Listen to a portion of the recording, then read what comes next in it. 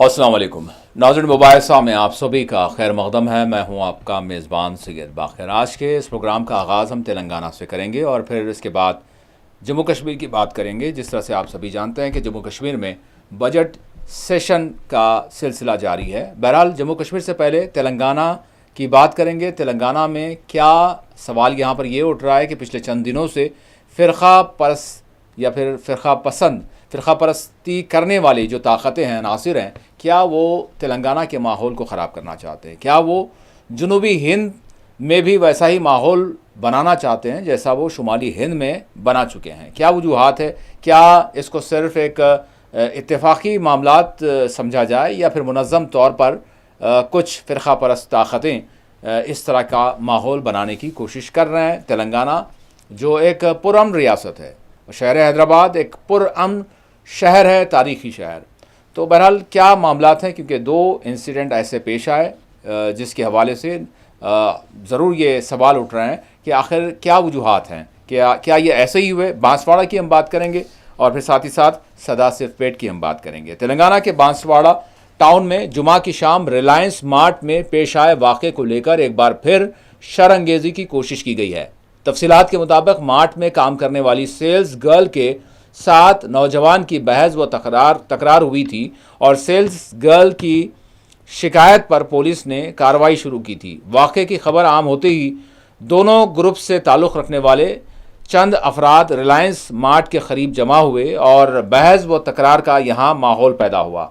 अक़लियतों की दुकानात को नुकसान पहुंचाया गया। इतला मिलते ही ज़िले के superintendent of police Rajesh Chandra मौके पर पहुंचे और दोनों फ़रीक़ैन से बातचीत करते हुए वाज़ेह किया कि क़ानून के मुताबिक सख्त कार्रवाई की जाएगी।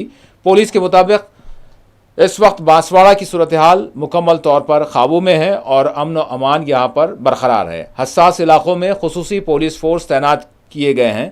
अहम मकामात पर पिकेट्स कायम किए गए हैं और पेट्रोलिंग गाड़ियों के ज़रिए मुसलसल निगरानी की जा रही है।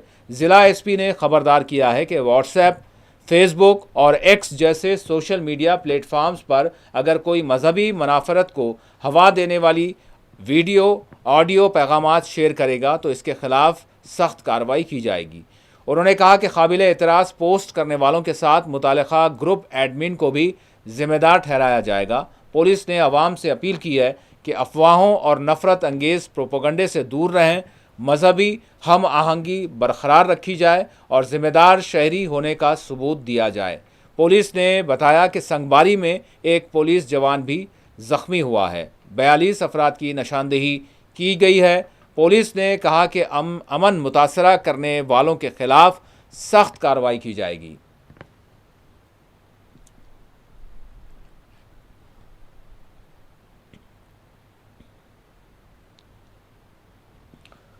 और दूसरी तरफ तेलंगाना के संगारेड्डी ज़िले सदासिफ पेट निज़ामपुर रोड पर मस्जिद मौलाना को मुबैना तौर पर मुकामी हुक्काम की तरफ से मुनहदम किए जाने पर सदर मजलिस बैरिस्टर असदुद्दीन ओवैसी ने सख्त नोट लेते हुए रुकन असम्बली कारवान कौसर मुहिउद्दीन को मुकामी हुक्काम से बात करने की हिदायत दी। रुकन असम्बली ने बताया कि इस सिलसिले में एसपी संगारेड्डी और डिस्ट्रिक्ट कलेक्टर से फौरी रब्ता किया गया। मुकामी मजलिस के ज़िम्मेदारों को भी मुकाम वाक़या पर रवाना किया गया। मुकामी हुक्काम ने RDO से मस्जिद के इन्हदाम की रिपोर्ट तलब कर ली है। बताया जाता है कि हैदराबाद के एक शख्स ने सर्वे नंबर 165 की अराज़ी ख़रीदी थी और उसी पर यह मस्जिद तामीर की गई थी। पीर से यहाँ नमाज भी अदा की जा रही थी। ताहम गुज़िश्ता रोज़ रेवेन्यू हुक्काम ने इन्हदामी कार्रवाई अंजाम दी। कौसर मुहिउद्दीन ने कहा कि सदाशिफ पेट मजलिस के ज़िम्मेदार को मकाम वाक़या रवाना किया गया और वो मुकामी हुक्काम से राबते में थे। RDO से भी उन्होंने ख़ुद राबता किया। उन्होंने बताया कि उम्मीद है कि 500 स्क्वायर यार्ड पर मस्जिद दोबारा उसी मकाम पर तामीर होगी।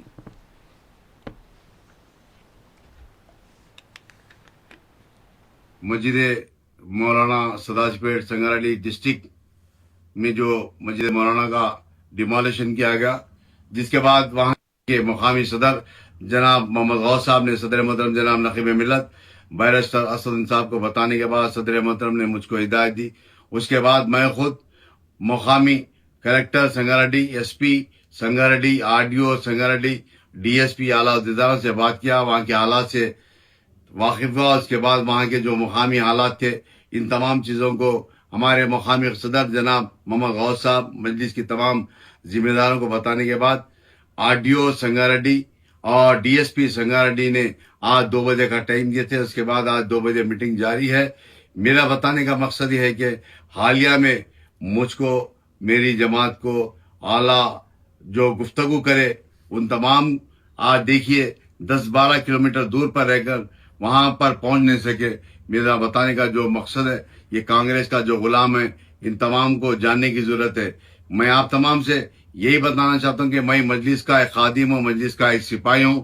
आप तमाम कुछ भी बता ले, मगर अल्लाह ताला ने हर वक्त जमात से काम लिया, जमात के जिम्मेदारों से काम लिया। इंशाअल्लाह अल्लाह की ज़ात से उम्मीद है कि इंशाअल्लाह वहां पर 400-500 गज के ऊपर मस्जिद तामीर होंगी इंशाअल्लाह। उसके लिए सदर मोहतरम जनाब नक़ीब मिल्लत बैरिस्टर असद साहब ने कलेक्टर से, आला अहदेदारों से बात कर रहे हैं। उम्मीद करता हूं कि इंशाअल्लाह कलेक्टर हो या गवर्नमेंट हो, इंशाअल्लाह वो जो जगह मस्जिद की है वो मस्जिद की जगह रहेंगी। मैं आप तमाम से यही कहना चाहता हूं कि ये कांग्रेस के गुलाम को देखिए, और आज जमात के जो जिम्मेदार है वो रात दिन वहां पर मेहनत कर रहे हैं, इंशाअल्लाह कोशिश कर रहे हैं। इंशाअल्लाह उम्मीद है अल्लाह की ज़ात से कि इंशाअल्लाह उसी जगह पर मस्जिद तामीर रहेगी। बांसवाड़ा और सदासिफ पेट में पेश आए वाक़यात पर बैरिस्टर असदुद्दीन ओवैसी ने अपना शदीद रद्द-ए-अमल ज़ाहिर किया है। उन्होंने एक्स हैंडल पर इस हवाले से अपनी यानी शदीद बरहमी ज़ाहिर की। सदर मजलिस व रुकन पार्लियामेंट बैरिस्टर असदुद्दीन ओवैसी ने बांसवाड़ा और कामारेड्डी के वाक़यात पर गहरी तशवीश का इजहार किया और अपने एक्स अकाउंट पर सदर मजलिस ने बताया कि उन्होंने एसपी कामारेड्डी से बात की है और मुतालबा किया कि FIR दर्ज करते हुए बांसवाड़ा तशद्दुद वाक़यात की तहक़ीक़ात की जाए। सदर मजलिस ने सवाल किया कि यह कैसे मुमकिन है कि चंद घंटों में इतना बड़ा हुजूम जमा हो गया। बैरिस्टर ओवैसी ने कहा कि दाएं बाजू ज़मीन की सरगर्मियों को दिखाने के लिए काफ़ी वीडियोस मौजूद हैं। बैरिस्टर ओवैसी ने कहा कि अक़लियती बरादरी से ताल्लुक़ रखने वाले अफराद की छोटी दुकानों, यहाँ तक के गलियों में भी दुकानों को निशाना बनाया गया। एक मुलजिम जो कि पुलिस की हिरासत में था, संघ परिवार के गुंडे इसे ज़दोकोब कर रहे थे। बैरिस्टर ओवैसी ने बताया कि वो कामारेड्डी मजलिस के जनरल सेक्रेटरी सईद खान के साथ राबते में हैं और इन्हें हिदायत दी गई है कि हुजूमी तशद्दुद के नतीजे में हुए तमाम नुकसानात की तफसीली रिपोर्ट फराहम की जाए। ख़ास तौर पर मुसलमानों की दुकानात को जो नुकसानात हुए हैं, हुकूमत इनके नुकसानात की पाबजाई करे। बैरिस्टर ओवैसी ने कहा कि मजलिस इत्तेहादुल मुस्लिमीन मुतासरीन की मुमकिना मदद करेगी और जल्द इन्हें राहत पहुँचाई जाएगी। सदाशिव पेट की मस्जिद मौलाना के इन्हदाम से मुतालिक बैरिस्टर ओवैसी ने कहा कि उन्होंने रुकन असम्बली कौसर मोहिउद्दीन और ज़िला सदर शेख गौस को मुकामी हुक्काम से राबिता करने को कहा है। उन्होंने बताया कि अराज़ी के मालिक मोहम्मद कलीम ने राजू से ज़मीन ख़रीदी थी, जो वो पिछले 2 सालों से ज़मीन पर काबिज़ था और उसने वहाँ बोरवेल भी खुदवाई थी। शुरू ही से गैर समाजी अनासर मस्जिद की तामीर पर हिरासा कर रहे थे, जबकि रेवेन्यू हुक्काम का ये कहना था कि ये इनामी ज़मीन है, इसलिए इसे मुनहदम करना पड़ा। बैरिस्टर ओवैसी ने सवाल किया कि जब अराज़ी पर शेड बनाया गया तब रेवेन्यू हुक्काम क्यों नहीं जागे? पिछले 2 साल से वो क्या कर रहे थे?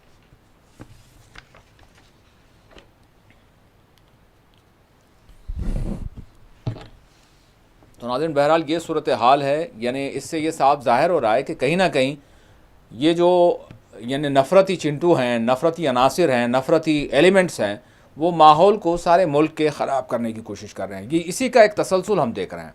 अब यहाँ पर बहुत सारे सवालात खड़े हो रहे हैं कि क्या इंतखाबात जो आने वाले, जबकि मकामी इंतखाबात, क्या इस तरह की भी कोशिश की जाएगी? जबकि तेलंगाना में जो बल्दी इंतखाबात थे वो भी हो गए, क्या GHMC के लिए इस तरह से हो सकता है? मतलब क्या ये हमारे मुल्क में एक बदकिस्मती हो गई है कि क्या पोलराइजेशन जो है इंतखाबात से पहले किया जाता रहेगा? बहुत सारे सवालात बहरहाल उठ रहे हैं, लेकिन यहाँ पर एक बात वाज़ेह है, जिस तरह से पुलिस की जानिब से भी बात सामने आई, जिस तरह से मजलिस की जानिब से भी एक सख्त जवाब दिया गया और कहा गया कि सख्त कार्रवाई की जाए। जो भी इशरार हैं, चाहे उधर के हों, चाहे यानी सदासिफ पेट के हों, चाहे बांसवाड़ा के हों, जहाँ पर जिस तरह की कोशिश की गई है, इनके ख़िलाफ़ सख्त कार्रवाई होनी चाहिए। और ख़तई किसी सूरत, यकीनन ये पैगाम हमेशा साउथ के तरफ से गया है कि यहाँ की जो गंगा जमनी तहज़ीब है, इसको लाख कोशिश माजी में भी की गई, लेकिन वो कभी भी उस तरह से माहौल नहीं बना जिस तरह से यानी शुमाली हिंद में बना है। तो बहरहाल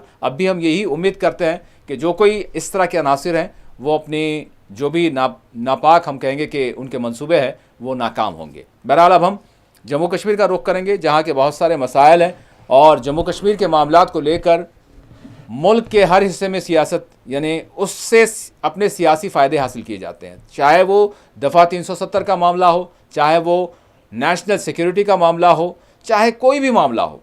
कश्मीर हर पार्टी के लिए हम देखते हैं कि एक लोगों को राग़िब करने के लिए, अट्रैक्ट करने के लिए, बिलखुसूस भाजपा के लिए मैं कहूँगा कि हर मामले पर अगर दहशतगर्दी के वाक़यात भी हुए तो उसका भी जिक्र बाज़ाब्ता तौर पर इलेक्शंस में होता रहा है। लेकिन क्या जम्मू कश्मीर के जो लोग हैं जिनके हवाले से मुख्तलिफ दावे दिल्ली की जानिब से किए जा रहे हैं, क्या वो मुतमईन हैं? जो कुछ अभी बजट सेशन चल रहा है किस तरह से चल रहा है, क्या मसाइल है वहाँ के लोगों के, क्या वजूहात है कि जम्मू कश्मीर का जो रियासती दर्जा है बहाल नहीं किया जा रहा है? बहुत सारे मामलात हैं, उस पर आज हम बात करेंगे। मेरे साथ इस वक्त हमारे नुमाइंदे शबनम फैयाज जुड़ चुके हैं। शबनम, अस्सलाम वालेकुम। जी शबनम, मैं जानना चाहूँगा कि जिस तरह से सबसे पहले तो बात यही होगी कि जो अवामी मुंतखबा हुकूमत है और इस वक्त बजट सेशन में जो कुछ कार्रवाई हुई और तकरीबन हम ये देख सकते हैं कि मुख्तलिफ़ मौज़ूआत आए, मुख्तलिफ़ अंदाज़ की जो है बहस हुई, हंगामा आराइयाँ भी हुई, सवाल और जवाब भी हुए। लेकिन बहरहाल जम्मू कश्मीर के लोग देख रहे हैं बहुत सारे मामलात हैं, बहुत सारे मसाइल हैं जिस पर शायद हमारा ये वक्त भी नाकाफ़ी है। बहरहाल मैं आपसे जानना चाहूँगा कि फ़िलहाल अभी तक जो कार्रवाई सेशन की हुई इसमें जो यानी तरजीही बुनियाद पर जो मुद्दा नज़र आया वो क्या नज़र आ रहा है शबनम? देखिए, जम्मू कश्मीर असेंबली का बजट इजलास जब शुरू हुआ तो सारी नजरें इस पे टिकी हुई हैं अभी भी, क्योंकि अभी आधा सेशन ये खत्म हुआ है और माह मुबारक की वजह से अब ईद के बाद इसका जो दूसरा हिस्सा है वो मुकम्मल किया जाएगा। और कुल में बजट सेशन पे हर एक मेंबर असेंबली ने लेफ्टिनेंट गवर्नर मनोज सिन्हा के खिताब पर जो है खुतबे पे उन्होंने जो उस पर बात अपनी रखी। उसके बाद बजट जब पेश किया गया वज़ीर आला उमर अब्दुल्ला जो फाइनेंस मिनिस्टर भी है उसकी जानिब से, तो उस पर भी बहस और मुख्तलिफ जो मेंबरान असेंबली है मुख्तलिफ पार्टियों के अपने इलाकों के मसाइल उन्होंने उजागर किए, चाहे वो हेल्थ सेक्टर हो, चाहे वो एजुकेशन सेक्टर हो, चाहे वो हॉर्टिकल्चर हो, चाहे एग्रीकल्चर हो, रूरल डेवलपमेंट डिपार्टमेंट हो, किसी भी शोबे को जो है उस बारे में बात की गई, कहाँ कहाँ मसाइल हैं अभी तक। और सबसे ज़्यादा जो बातें हुई वो जो डेलीवेजर्स हैं, जो ऐसे मुलाजमीन हैं जो अभी मुस्तकिल नहीं हुए हैं, उनके मसाइल को लेकर भी बात हुई। और कोशिश ये की गई सरकार की जानिब से कि वो बजट पेश करे जिसमें 6 गैस सिलेंडर जो है रसोई वो जो गरीबी की सतह से नीचे जो लोग हैं उनको देने का जो फैसला लिया गया। और इसी तरह किशन सेक्टर में जो गरीब जो लोग हैं उनके बच्चों को मुफ्त तालीम हायर एजुकेशन तक देना। तो इस तरह के बहुत सारे ऐसे फैसले लिए गए जिससे बजट को बेहतर भी किया जा सकता है। लेकिन जो अपोजिशन है, चाहे वो बीजेपी हो, चाहे वो पीडीपी हो, चाहे वो सजाद लोन की पार्टी हो, तो उन्होंने इसकी मुखालफत की और कहा कि खासकर जो डेलीवेजर्स हैं उनके लिए कोई खास वादा नहीं दिया गया और जो वादा पिछले बजट में किया गया उस पे उसके बाद आगे नहीं बढ़ा गया। हालांकि जो वज़ीर आला उमर अब्दुल्ला हैं या उनके दूसरे जो काबीना के वज़रा हैं उन्होंने भी जवाब दिया, कहा कि इसमें ये कहा गया है कि जो आहिस्ता आहिस्ता ये इस साल से कोशिश की जाएगी या काम किया इस पे जाएगा, क्योंकि उन्होंने जिससे कमेटी बनाई है अभी वो मुकम्मल रिपोर्ट बन के सामने नहीं आई है, लेकिन इसका सिलसिला जो मुस्तकली का सिलसिला जो है वो इस है वो शुरू किया जाएगा। उस पे देखते हुए जो है बाहर पे प्रोटेस्ट भी हुए। जो सरकार में शामिल लोग हैं उन्होंने कहा कि कुछ लोग, कुछ सियासी पार्टियां सियासी फायदे के लिए ऐसे मुलाजमीन को उकसा रहे हैं, प्रोटेस्ट करवा रहे हैं। और यहाँ तक वजीर आला उमर अब्दुल्ला ने फिर कहा कि कुछ लोग जो इस तरह के प्रोटेस्ट कर रहे हैं जी। वो हमें डराने या धमकाने की कोशिश ना करें। हमने उनसे वादा किया, असेंबली के हाउस में जब हमने वादा किया कि उनके इस मामले को संजीदगी से लिया जा रहा है, तो उन्हें किसी भी सड़कों पे आने की जरूरत नहीं है। और जो लोग इस तरह सड़कों पर आकर सरकार के खिलाफ इस तरह के प्रोटेस्ट कर रहे हैं, वो ये कहें कि जब यहाँ इंतजामिया थी तब ये प्रोटेस्ट क्यों नहीं हो पा रहे थे। उनको यकीन है कि जो सरकार है वो सही काम कर रही है। और कुछ लोग जो पहले प्रोटेस्ट नहीं कर रहे थे, इस प्रोटेस्ट को हवा देने की या इस चिंगारी को आगे मजीद बढ़ाने की कोशिश कर रहे हैं। और ये सारे मामला जो है सियासी, वो इस वक्त जम्मू कश्मीर में साफ नजर आ रहे हैं और देखे जा सकते हैं।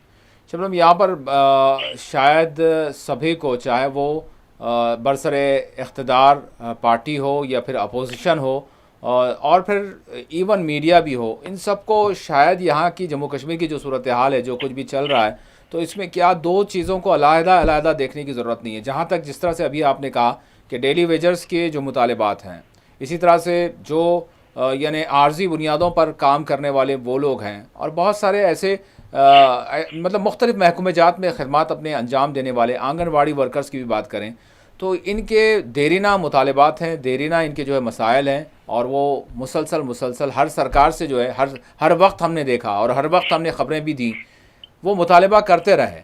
लेकिन अब ऐसे मौके पर अब सवाल यहाँ पर यही होता है, जब भी हम डेली वेजर से बात करते हैं, जब वो एहतजाज करते हुए सामने आते हैं, तो यही कहा जाता है कि भाई कब होगा, कैसे होगा, सिर्फ तयख़ुन दिया जा रहा है, वक्त मांगा जा रहा है। तो इससे शायद कहीं ना कहीं लोग बेजार हो चुके हैं।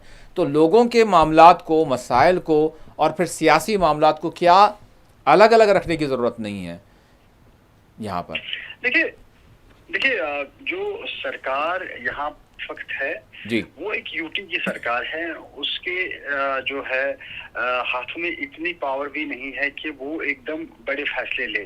खासकर जो यहाँ बजट पे जिस तरह पहले जम्मू कश्मीर एक मुकम्मल जम्मू कश्मीर हुआ करता था, लद्दाख इसके साथ हुआ करता था, स्पेशल स्टेटस के साथ स्टेटहुड हुआ करता था, तो सरकार के पास बड़ी पावर होती थी और सरकार मुख्तलिफ तरीकों से जो है इस काम में आगे कुछ कर सकती थी। हालांकि इस बार फिर वजीर आला उमर अब्दुल्ला ने कोशिश की है कि अब इस पे कदम आगे बढ़ाया जाए। उसने जिस तरह कमेटी बनाई है, चीफ सेक्रेटरी जिसको उसको ऐड कर रहे हैं, तो जाहिर सी बात है इस पे काम, क्योंकि उनको भी अंदाजा है कि जब जो अपना मैनिफेस्टो है उसमें उन्होंने वादा दिलाया है कि हम जो इस मामले पे संजीदगी से काम करके इन मुलाजमीन के मसाइल को हल करने की पूरी कोशिश करेंगे। यही वजह है कि वो उस पे संजीदगी से देख रहे हैं। लेकिन इतना आसान नहीं है, क्योंकि जब आपको लाखों मुलाजमीन जो है वो मुस्तकिल करने हैं, तो आपने ये भी सोचना है कि किस तरह से उनके लिए जो हुकूमत है, जो उनकी तनख्वाहें हैं, वो किस तरह से उनको बहाल कर सके। इस पर काफी गौर खौज किया जा रहा है। कोई आसान काम नहीं है कि एकदम सरकार ऐलान करे। ऐलान करना मुश्किल बात नहीं है, लेकिन ऐलान करने के बाद क्या वाकई सरकार के पास इस कदर वसाइल हैं कि वो इन मुलाजमीन को वो मुराद दे सकें जो फिर उनका हक बनता है। तो यही वजह है कि वो जो मुख्तलिफ फेजेस में इसको आगे ले जाना चाहते हैं और दिखाना चाहते हैं कि उन्होंने ये कोशिश शुरू की है। जिस तरह 12 गैस सिलेंडर्स की बात की, तो 6 इस बार उन्होंने किए हैं। और उनका ये भी कहना था, चाहे असेंबली के हॉल के अंदर हो चाहे बाहर, उन्हें कि जो हमारे 4 बरस या 5 बरस से उसमें 1 बरस 1.5 बरस जो गुजरा, उसके बाद जो और हमारा वक्त अभी भी है, इसमें वो इस काम को मुकम्मल करने की पूरी कर रहे हैं।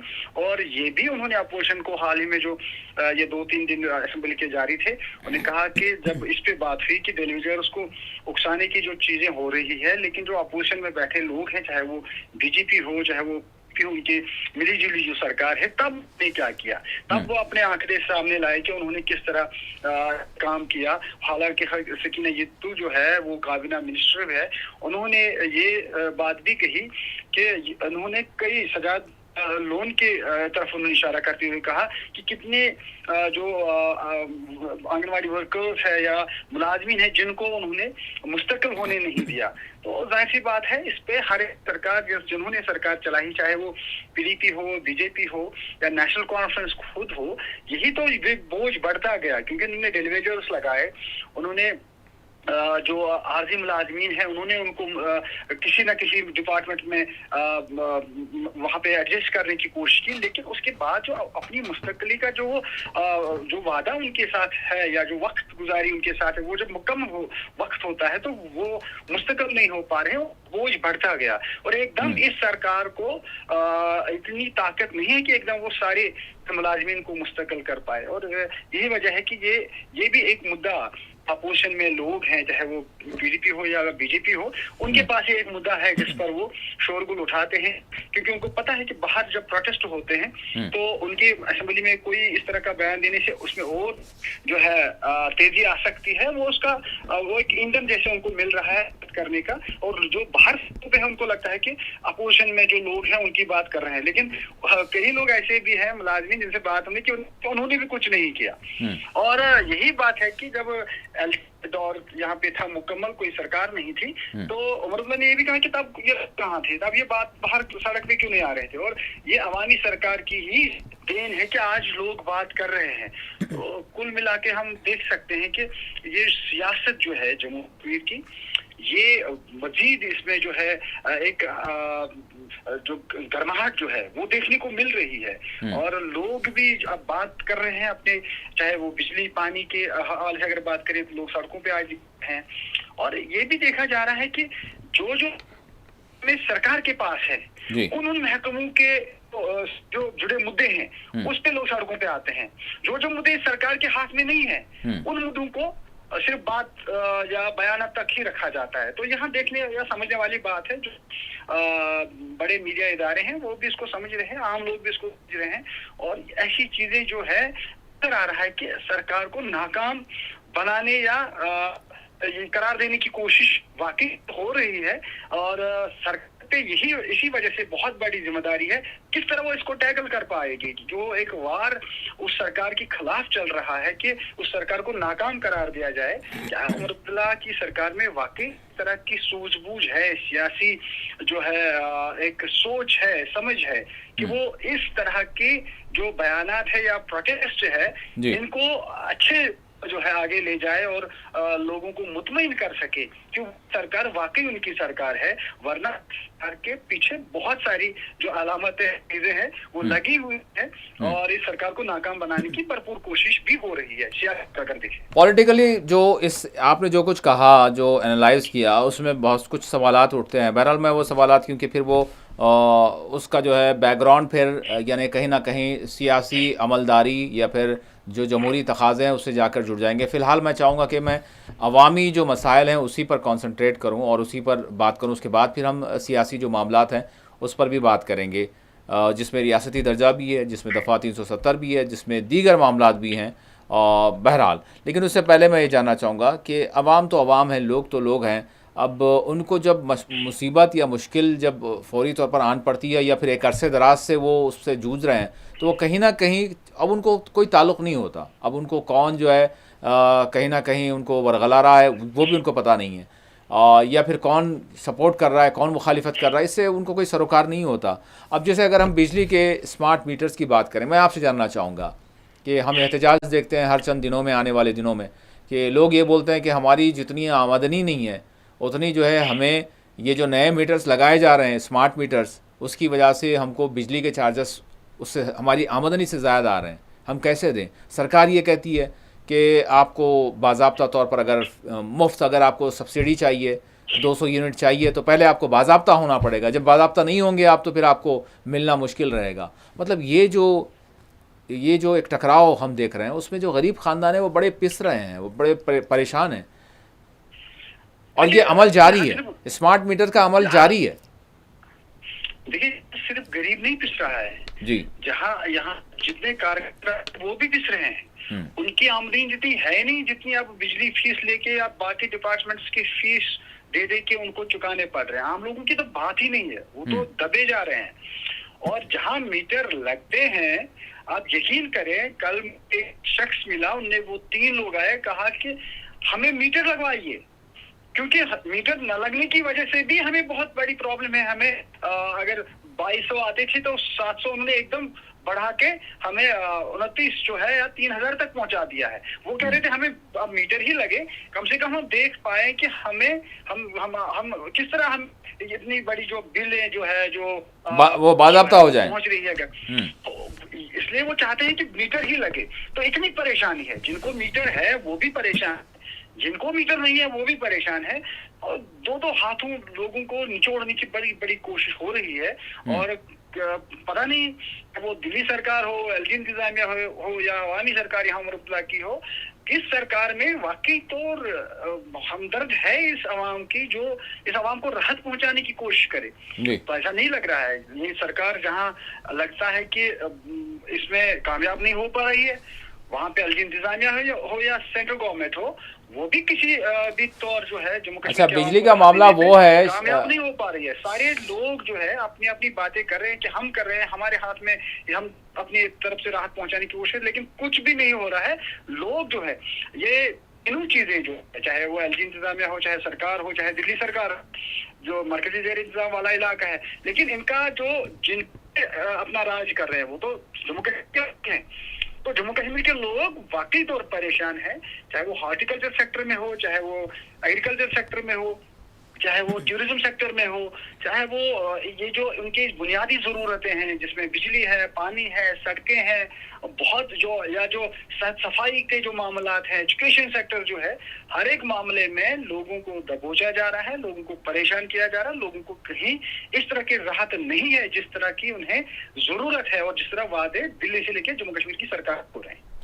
यानी वो रियासत जहाँ से जो है, यानी पावर प्रोजेक्ट, जहाँ के पावर प्रोजेक्ट से मुल्क की दीगर रियासतों को जो है बिजली पहुँचती है, और वहाँ के लोग खुद जो है अंधेरे में रहते हैं, तारीकी में रहते हैं, और उनको जो है बिजली के चार्जेस कुछ ऐसे हैं कि नाकाबिले बर्दाश्त, नाकाबिले जिससे बढ़ रही है, जिससे उनकी नींद हराम हो रही है, जिससे उनको अपने अहल खाना को खिलाने पिलाने की अब जो है वो लाले पड़ रहे हैं। यह सूरत हाल बन रही है जो साफ नजर आ रही है। ये एक संगीन मसला। अच्छा, ये कोई ऐसा नहीं है, हम देखते हैं कि शहरी इलाक़ों में अक्सर देखते हैं कि जो शहरी इलाके हैं वहाँ पर अक्सर व बेशतर जो बिजली के चार्जेस हैं वो काफ़ी ज़्यादा आते हैं। जैसे हम हैदराबाद की बात कर लें, मुंबई की बात कर लें, दिल्ली की बात कर लें, लेकिन जम्मू कश्मीर में ये देखा गया, बिलखुसूस कश्मीर में हमने देखा है कि देही इलाक़ों में भी वो बिजली चार्जेस होते हैं जो शायद शहरी इलाक़ों में भी ना होते हों। तो एक बड़ा संगीन मसला है, ये बड़ा संगीन मसला है जी, बहुत ही ज्यादा संगीन मसला है। कोई गांव देहात, शहर, कस्बाजात, इसमें कोई दूर दूर का फर्क भी अब नजर नहीं आ रहा। हाँ, पहले फर्क हुआ करता था एक जमाने में, तब गांव वालों को बिजली नहीं मिलती थी, अगर कोई ट्रांसफार्मर खराब होता था भी महीने के बाद भी ठीक होके आता था। आज एकदम आपका ट्रांसफार्मर खराब होगा, एकदम ठीक होके आएगा, विद इन कुछ जो 2 घंटों 3 घंटों या एक दिन में ठीक करके आएगा। लेकिन जो निचोड़ा जा रहा है उनको इस नाम पे, इस बिजली के नाम पे, ये बिजली जहाँ से बन रही है और यही बनते यहाँ के लोगों के लिए ये मुसीबत बनती जा रही है। अच्छा, यहाँ पर ये इस पर मैं आखिरी सवाल आपसे करूँगा कि सरकार की या हुक्काम की जानिब से, मुतालिका हुक्काम की जानिब से ये बात सामने आती है कि भाई बिजली का सरखा होता है, बड़ी धड़ल्ले के साथ होता है और बड़ी तादाद में होता है, तो फिर आप ये फिर किस तरह से जो है आप बिजली का सरखा भी करेंगे और फिर बिजली की सब्सिडी भी चाहिए आपको और फिर मीटर्स भी नहीं चाहिए, इस तरह का जो है जवाब मिलता है। शबनम, इस हवाले से आप किस तरह का क्या मुशाहिदा है? जी देखिए, जब भी किसी मुल्क की या स्टेट की सरकार होती है वो अवाम के लिए होती है। हम अपने मुल्क को कहते हैं जमहूरी मुल्क है। जमहूरी मुल्क में लोग चुनते हैं एक सरकार को, इसलिए चुनते हैं यहाँ, वरना इतनी सियासी पार्टी हैं। आज बीजेपी इतने बरसों से जो पूरे मुल्क में राज कर रही है सेंटर में, तो क्या वाकई तो मुल्क के अवाम को राहत मिल रही है? क्या कि वो मुसीबत, अगर वो मुसीबत में है तो कहाँ का इंसाफ, कहाँ तो है वो जवाबदेही, कहीं पे कहाँ किस तरह लोगों को राहत मिल रही है? सेम यहाँ पे जम्मू नजर आ रहा है। तो यहाँ की बिजली, यहाँ इतने बिजली प्रोजेक्ट्स आपके काम कर रहे हैं, क्या किसी सरकार ने, या इस वक्त अगर के हाथ में ज्यादातर ये चीजें हैं, तो क्या उन्होंने कभी सोचा कि यहाँ पे ये जिनके दरिया के पानी से, ये दरियाओं के पानी से ये बिजली प्रोजेक्ट जिनको हम कहते हैं, जो सस्ती बिजली हम कहते हैं, ये सस्ती बिजली क्या हम वाकई यहाँ के लोगों को उस जो है तरह देने में कामयाब हो रहे हैं जिस तरह मिलनी चाहिए उनको? अगर जमीन से आप सारा पानी लेके ये बिजली बना रहे हैं, तो बिजली यहाँ के लोगों के लिए वबाले जान क्यों बन रही है? अब ये खर्च जितना करोगे, खर्च क्योंकि एक जमाना था जब आपके घरों में इतने इलेक्ट्रॉनिक चीजें हैं वो बिजली पे नहीं हुआ करते थे, तो लेकिन अब जब आज जरूरत बन गए हैं वो जो इलेक्ट्रिकल की बात करते हैं 2047 तक हम कहाँ से कहाँ पहुंच जाएंगे। बिल्कुल इसकी बात करते, तो क्या चूल्हे पे वो लकड़ी के चूल्हे वो धुएं में आज भी हमारे बहू बेटियों को रहना पड़ेगा, फिर आप कहेंगे ये विकसित भारत है। तो अगर आप विकसित भारत की बात करते हैं तो फिर कमाई कहाँ से? पहले अगर आप लेना चाहते हैं लोगों, लेकिन लोगों को दे क्या रहे हैं आप? ऐसी चीजें उनके कहीं पे रोजगार हैं, वो इतना कमा रहे हैं जितना आप उनसे ले रहे हैं। तो अगर आप ये लेते जाएंगे, इसका मतलब आप निचोड़ते जा रहे हैं। जिस चीज को जितना निचोड़ा जाए उतना वो सूख के खत्म ही हो जाता है। बाकी लोग उस सूरत हाल में जो है उसका शिकार हो रहे हैं, और जम्मू कश्मीर की आवाम खासकर जो इस वक्त परेशानी में है वो साफ नजर आ रहा है। चलो, अब यहाँ पर जिस तरह से जम्मू कश्मीर की यानी कि आमदनी का जो ज़रिया है वो यहाँ का हार्टिकल्चर सबसे पहला जो है ज़िम्मे में आता है, और उसके बाद फिर सयाहत, जबकि ये दुनिया ये समझती है कि सयाहत तो दोनों लेकिन बड़े ज़रूरी हैं। तो मैं यहाँ पर ये जानना चाहूँगा कि जिस तरह से रेलवे लाइन की बात और फिर जिस तरह से टनल्स के प्रोजेक्ट्स की बात, ये सारी चीज़ें हो रही हैं, तो क्या हम लॉन्ग टर्म में कुछ फ़ायदा ज़रूर जो है देख रहे हैं जो मरकज़ की जानिब से जो कुछ भी किया गया या किया जा रहा है? आप ये देखिए जी, एक शाहरा इन्होंने बनाई, श्रीनगर जम्मू कौमी शाहरा। अब इतना टोल देना रहा है, जो शख्स कभी 400 में पहुंचता था जम्मू तक, आज अगर वो अपनी गाड़ी में जाए पहले उसको 1000 तक अपना देना है, जो टैक्स देना है उसमें, उस गाड़ी का तेल। अब देखिए कितना महंगा बन रहा है।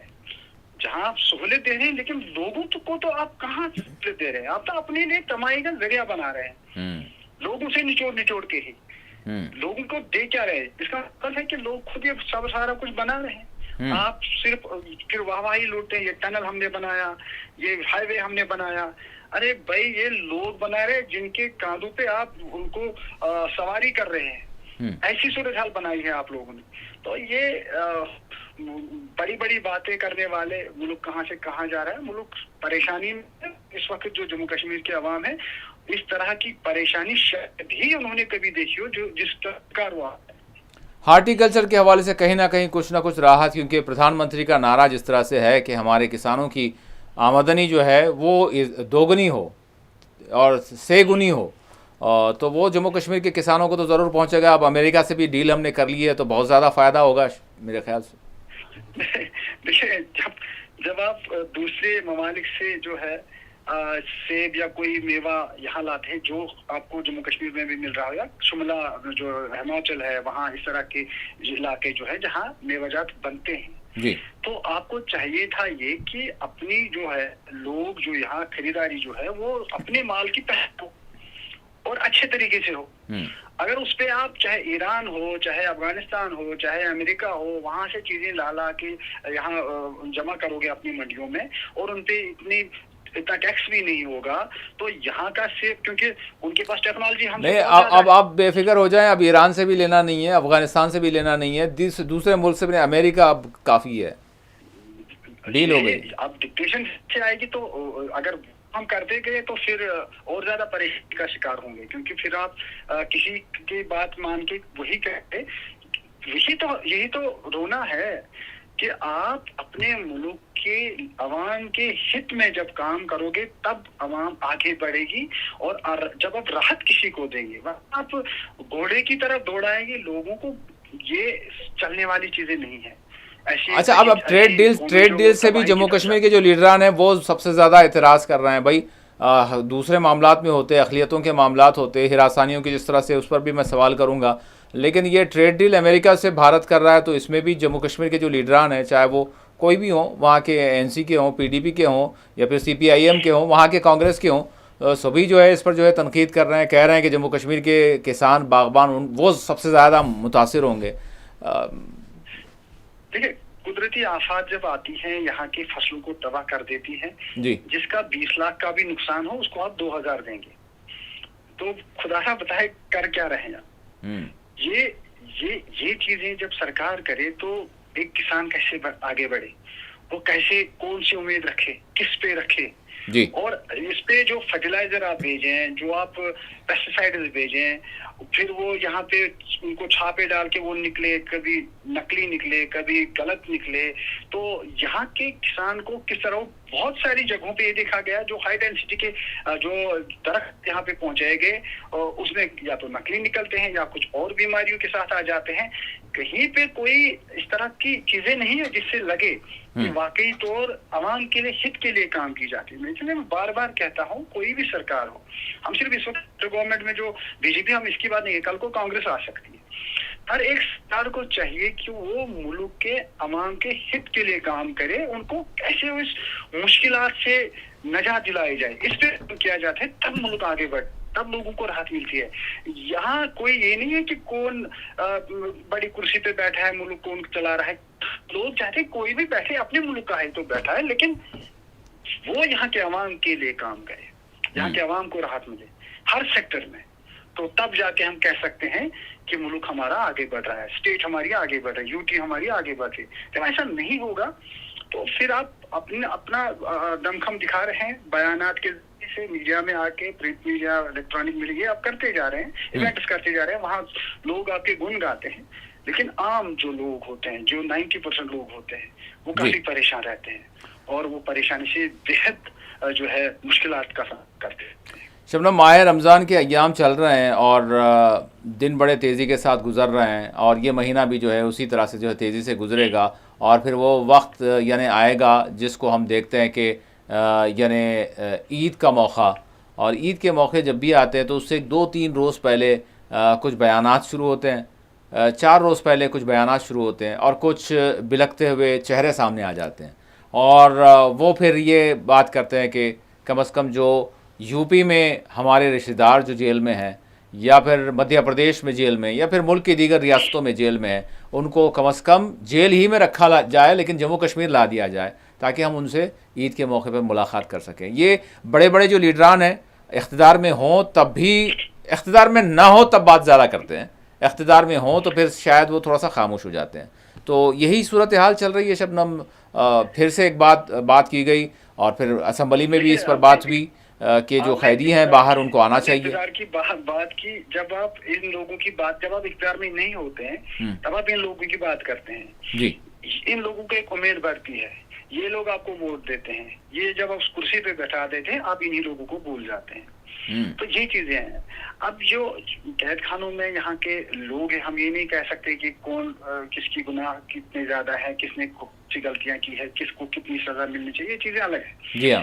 लेकिन इंसानी बुनियादों पे ये वाकई मरकजी सरकार जो दिल्ली से कश्मीर की दूरी जो है को कम करना चाहती है, तो शायद इस तरह के उठाने कि अवाम में एक एतमाद से हो, वो यही हो सकता है कि जो गरीब लोग हैं, जिनके बच्चे किसी भी गलती में जो है बाहर की जेलों में है, उनके माँ बाप जो वालिदैन हैं बूढ़े होते हैं, बुजुर्ग होते हैं, बीमार होते हैं, वो नहीं पहुंच पाते हैं उनकी मुलाकात के लिए, क्योंकि हमारा मुल्क एक जमहूरी मुल्क है, यहाँ कानून ने हर एक को अपना हक दिया है।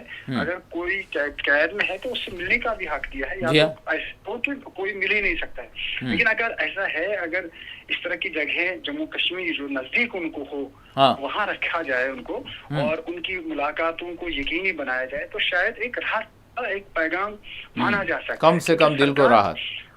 हर वक्त कड़े जो कदम जो है वो उठाने से जो है लोगों में वो हमदर्दियां पैदा नहीं होती। लोगों में हमदर्दियां करना बहुत जरूरी है, वो भी जम्मू कश्मीर के लोगों की मरहम की जरूरत है। इस मरहम को कोई भी जो करे तो जाहिर सी बात है वो जम्मू कश्मीर अवाम की दर्दियां जो है समेट सकता है। तो अगर कोई करे तो जाहिर सी बात है, बड़ी बात है, लेकिन ऐसा नहीं करे तो फिर यही माना जाएगा कि लोग अपनी कुर्सी पे पहुंचते हैं, बयाना दे दे के कुर्सी पे पहुंच जाते हैं, बैठ जाते हैं, फिर उन्हीं लोगों को भूल जाते हैं। और यहाँ यही वजह है कि जो यहाँ की असेंबली, जो मेंबरान असेंबली है मुख्तलिफ, वो इन लोगों की बात करते हैं, या दिल्ली में भी जब वहाँ से भी कुछ लोग यहाँ आते हैं, बड़े बड़े ओहदों पे हैं, मिनिस्टर्स होते हैं, वो भी जम्मू कश्मीर के अवाम के दिलों को जीतने की बात करते हैं, लेकिन कैसे जीत जाए किसी को पता मालूम ही नहीं। जी जीता जाए, हाँ, दिल जीतने के लिए ऐसे कदम उठाने, इकदाम उठाने। देखिए, आप दिल जीतने की बात बोल रहे हैं, आपने अभी मरहम लगाने की बात की, आपने अभी एतमाद साजी की बात की, तो ये कब होगा? तब होगा जब कोई बिल्कुल देश का जो है वाकई वफादार समझा जाएगा और वो बिल्कुल वतन से जो है मोहब्बत करने वाला पाया जाएगा, जब वो वंदे मातरम पढ़ेगा और जब यानी इस तरह की जो है उसकी कैफियत होगी और बिल्कुल वो घुल मिल जाएगा जिस तरह से जो अक्सरियती आबादी जहाँ पर भी वो पढ़ने के लिए गया है, जहाँ पर भी वो यूनिवर्सिटी कर रहा है या फिर कॉलेज में वो पढ़ रहा है या फिर वो तिजारत करने के लिए कहीं पर भी पहुँच रहा है, तो उसको हर मौके पर जो है सबूत देना चाहिए कि वो वाकई सच्चा देशवासी है। तो तब उसके मरहम की जो है मरहम लगाए जाएंगे उसके ज़ख्म पे और उसकी एतमाद साजी उसकी होगी, उसका दिल जीता जाएगा। तब अगर ये नहीं करेगा तो फिर तो वो देशद्रोही है। अब भी उसका मन यहाँ नहीं बल्कि किसी और तरफ है। बिल्कुल, देखिए, डराने धमकाने से, डर से जो है कड़वाहट दूर होती है, कड़वाहट दूर होती है मोहब्बत से। मोहब्बत जो पैगाम जो होता है, बड़े ओहदों से वो पैगाम आए तो लोग, क्योंकि जम्मू कश्मीर में आपने देखा कि जब मरकजी सरकार ही कहती है कि 2019 के बाद आप देखिए कि लोग किस तरह अमन में है, तो इस अमन और खामोशी को समझना बहुत जरूरी है। अमन की जब आप बात करते हैं तो फिर यहाँ के लोगों के एतमाद को जीतना होगा, बढ़ाना होगा। सिक्योरिटी के लिहाज से बहुत ही जबरदस्त इकदाम उठाए गए, बहुत अच्छी बात है, इसमें कोई शक की गुंजाइश नहीं है। लेकिन जो फिर लोग हैं जिनके बच्चे बाहर के जेलों में हैं, जिनके और मसाइल हैं, इन मसाइल को दूर करने की भी जरूरत, इसके लिए कदम जो है, इकदाम जो है वो बढ़ाने चाहिए। अगर इसमें कामयाबी मिलती है तो जाहिर सी बात है, तो बहुत सी चीजें हैं, ये एक जीत ही है पूरे मुल्क की।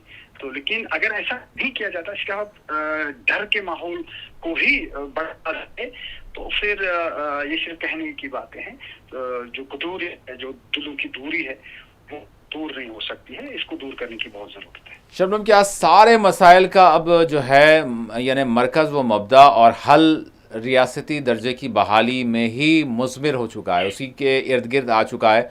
और अब ये जो रियासती दर्जे की बहाली का मामला है, तो हमारे यानी जम्मू कश्मीर के वज़ीर आला भी पुरुम्मीद हो जाते हैं जब यानी मरकज़ से कोई मरकज़ी वज़ीर आते हैं और वो इशारतन किनायतन भी बात कर देते हैं या फिर डायरेक्टली भी कहीं ना कहीं दिलासा देने की बात कर देते हैं कि जल्द से जल्द जम्मू कश्मीर के हवाले से कोई फ़ैसला लिया जाएगा। जैसे वज़ीर क़ानून अर्जुन राम मेघवाल ने जो कहा था, तो वज़ीर आला ने कहा कि भाई मैंने अभी सुना उनको, वो कह रहे थे कि जल्द से जल्द इस हवाले से फ़ैसला लिया जाएगा। तो बहरहाल हम पुरुम्मीद हैं।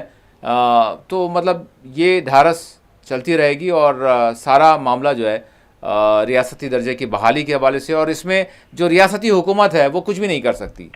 फ़िलहाल सूरत हाल यही है। बिल्कुल, जो रियासत का जो दर्जा है जी, उसकी बहाली के लिए जो बातें हो रही है, जब बीजेपी से आप बात करेंगे तो वो कहेंगे हमने वादा किया है, तो हमारे होम मिनिस्टर ने वादा किया है, हमारे प्राइम मिनिस्टर ने वादा किया है, हम वो कह रहे हैं। अब जब उनसे और संजीदगी से पूछा जाए, बात निकालने की कोशिश की जाए, जो हमारे जो जहाँ जहाँ किसी भी जर्नलिस्ट के हाथ कोई इस तरह की बात आए तो वो बोल देते हैं, लेकिन उसका फिर जब ज्यादा प्रेशर पड़ जाता है फिर कहते हैं मुनासिब वक्त। अब वो मुनासिब वक्त कौन तय करे? इसमें मुनासिब वक्त है क्या? तो जो इन चीजों को समझने की बहुत जरूरत है। साफ नजर आता है कि मुनासिब वक्त जब जी में आए तब देंगे, तो इस मुनासिब वक्त इन्हीं के हाथों में है। तो मुनासिब वक्त के लिए कोई पैमाना तो होना चाहिए फिर। ये है। तो एक तरफ हम कह रहे हैं कि हालात बिल्कुल ठीक है, दूसरी जानिब एकदम कोई बात उठेगी तो आज जामिया मस्जिद में नमाज नहीं होगी, मीर वाइज बंद होंगे, तो बंदिशें यहाँ पे होंगी। तो इन चीजों को समझने की जरूरत है। और बेहतर हालात अगर हैं तो बेहतर हालात के लिए जो वादे हैं, मुल्क अपना है, जम्मू कश्मीर इसका हिस्सा है, तो यहाँ स्पेशल स्टेटस की अगर अभी बात ना करें, कम से कम स्टेटहुड जो है, जो एक अवामी सरकार, मुकम्मल सरकार, इख्तियारात के साथ जो सरकार है, तभी तो इम्तिहान इस सरकार का भी होगा। जो सरकार यहाँ पे होगी वो बीजेपी की भी हो सकती है, बीजेपी की भी हो सकती है, कांग्रेस की भी हो सकती है, नेशनल कॉन्फ्रेंस की भी हो सकती है, मुख्तलिफ तौर भी सरकारें बन सकती हैं। तो इस पे संजीदगी से तवज्जो देने की जरूरत है और फैसला लेने की जरूरत है। और यही जो इकदाम की हम बात कर रहे हैं, जो एक अच्छा, जो दूरियां जो है उनको नजदीकी में बदलने की जरूरत है, एतमाद साझी को बहाल करने की जरूरत है, वो ये इन्हीं चीजों से होगा, जिसमें स्टेटहुड भी एक अहम मामला है। स्टेटहुड के हवाले से शबनम मैं जानना चाहूँगा, जैसे अपोजिशन कायद और बीजेपी के लीडर सुनील शर्मा वो काफ़ी जो है सरगर्म है यानी असम्बली में, और उनके मुसलसल उनके बयानात और सरकार को तनकीद का निशाना बनाना, और मुख्तलिफ़ मामलात में आज की भी अगर बात देखें तो जिस तरह से जो आर्जी मुलाजमीन हैं उनसे इस सरकार ने धोखा किया इलेक्शंस के मौके पर, और फिर इसके अलावा दीगर मामलात में भी जो वादे किए उसको फरामोश कर दिया, ये अक्सर नाकाम हो गई, ये भाजपा की जानिब से। अब स्टेटहुड के हवाले से भाजपा के जो वाकई, जिस तरह से आप भी जो अरकान असम्बली हैं उनसे बात कर रहे थे, तो क्या उनके एहसासात हैं, वाकई वो भी चाहते हैं कि जम्मू कश्मीर का रियासती दर्जा बहाल हो, या फिर कोई बात नहीं, सेंटर भी अपना है और ये भी अपना है? देखिए, अभी बीजेपी ये जो सूरत हाल बनी है, उनके लिए लगता है, उनको लगता है कि यही ठीक है कि जो सरकार है उसके पास पूरे पावर्स नहीं है, और जैसे बड़े बड़े IAS IPS ऑफिसर्स का तबादला वो कर ही नहीं सकते। तो जब आप IPS IAS ऑफिसर्स की बात करें तो उन्हीं के माथे पूरे डिस्ट्रिक्ट होते हैं, वो बड़ी चीजें उनके पास होती हैं। तो लगता है कि अभी ना ही मिले तो बेहतर है, लेकिन ऐसा नहीं होना चाहिए। होना ये चाहिए कि जम्मू कश्मीर में जो भी सरकार हो, मदद होनी चाहिए और दिल्ली को उस पर भरोसा होना चाहिए।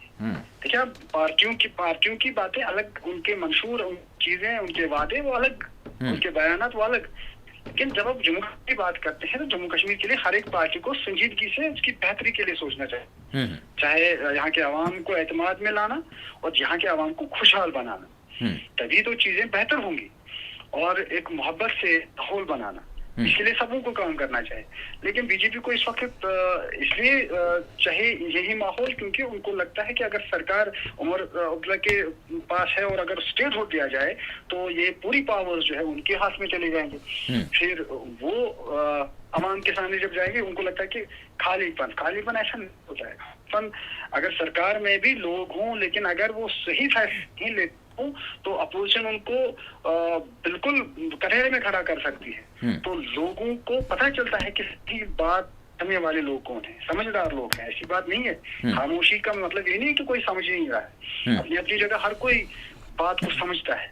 और इस तरह के बयाना देना कि नहीं देखिए हम एप्रोप्रिएट है, मुनासिब वक्त जो है उसका इंतजार करना होगा, हमने वादा किया है हम करेंगे। तो इसलिए उमर अब्दुल्ला ने भी कहा कि जैसे उन्होंने डिलीवरी से वादा किया कि हम अल्लाहवार तरीके से मुलाजमीन की मुस्तकली को के लिए काम करेंगे, तो वादा तो फिर उन्होंने क्या, फिर बीजेपी क्यों कहती है कि उन्होंने कुछ नहीं किया। इसी तरह जो बड़े पार्लियामेंट में हमारे होम मिनिस्टर साहब ने वादा किया जम्मू कश्मीर को स्टेटहुड वक्त पे दिया जाएगा, तो जब उस पे बीजेपी वाले ये कह रहे हैं कि वो वादा क्या है, बड़े ऐवान ने किया है, तो जम्मू कश्मीर की असेंबली का हाउस भी तो एक ऐवान है, वहां भी फिर उन्होंने कि वहां उसकी जुबान पे नहीं। ठीक, ये चीजें शबनम मैं बिल्कुल, हमारे पास दो मिनट है, समझने की बात और लोग समझते हैं। 2 मिनट है हमारे पास, और हम शायद 370 को छोड़ दें और जम्मू कश्मीर के अमन व अमान के मामलात को अगर छोड़ दें तो ये तो बिल्कुल इरेलेवेंट बात हो जाएगी। मैं जानना चाहूँगा, दफ़ा 370 को ख़त्म किया गया, उसके बाद अभी जो सिचुएशन है वाकई अमन व अमान क़ायम हुआ है, और न सिर्फ जम्मू कश्मीर के लोग बल्कि बाहर से भी जो लोग आने वाले हैं वो बिल्कुल अपने आप को सिक्योर समझ सकते हैं, और किस तरह के वहाँ के लोगों के भी एहसासात हैं, हाँ भाई कि कम से कम ये तो हो गया कि हमको अमन व अमान जो है, जो मिलना था वो मिल गया है। ठीक है, कुछ चीज़ें हैं, मसाइल हैं, वो चीज़ें कहीं ना कहीं हल हो जाएंगे, आज ना सही कल, लेकिन हमको अमन जो है वो क़ायम हो गया, ये समझा जा सकता है शबनम। वैसे हमारे सिक्योरिटी जो अहदेदार हैं बड़े बड़े, वो ये कह रहे हैं कि सारे मामलात में कमी आ रही है मिलिटेंसी के। देखिए, जो जम्मू कश्मीर के हालात अगर 1990 से हम देखें जी, इन 30-35 वर्षों में हमने देखा कि हालात बहुत अबतर थे, बहुत हालात खराब थे। लोगों का जीना दोबर हो गया था, बाहर निकलना मुश्किल होता था।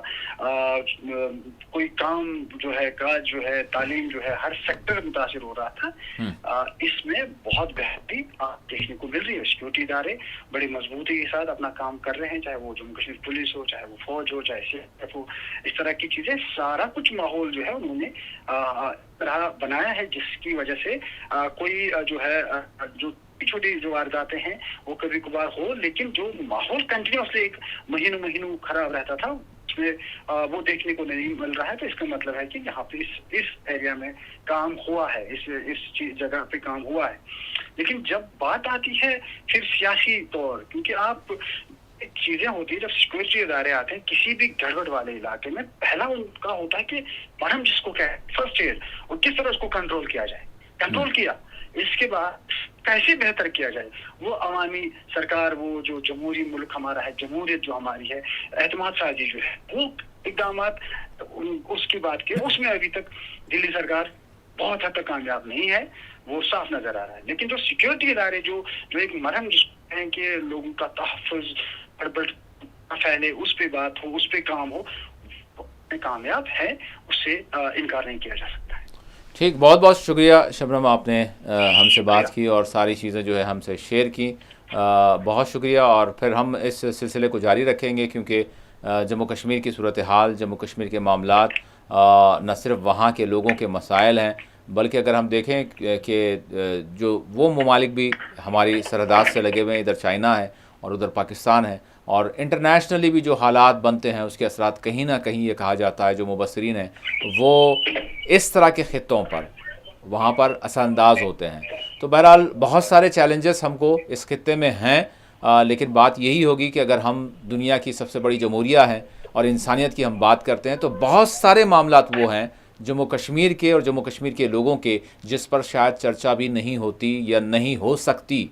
वो छुपे हुए मामलात हैं या फिर वो दबे हुए मामलात हैं। जब तक आप उनके तरफ भी तवज्जो नहीं देंगे, सिर्फ आर्टिफिशियल मसनूई आप एक खौल बना सकते हैं और उसमें आप यानी लोगों को बहला सकते हैं, लेकिन दरहकीकत जो वहाँ रहने वाले हैं वो जानते हैं कि एक्चुअल सूरत हाल क्या है, मामला क्या है, मसले क्या हैं, मसला क्या है। तो बहरहाल जब तक उसके तरफ आप तवज्जो नहीं देंगे, दायमी अमन और खुशहाली शायद आना मुश्किल है। लेकिन बहरहाल तमन्ना यही है, ख्वाहिश यही है कि एतमाद साजी हो और जो हक़, जो जम्मू कश्मीर के लोगों के जो मुतालिबात, जो मसाइल हैं, उनको वाकई दिल से जो है उनको हल करने की कोशिश की जाए, तभी सारे मामलात हल हो सकते हैं। इसी के साथ खुसूसी प्रोग्राम मुबाहिसा अपने अख्ताम को पहुँचता है। अल्लाह हाफ़िज़।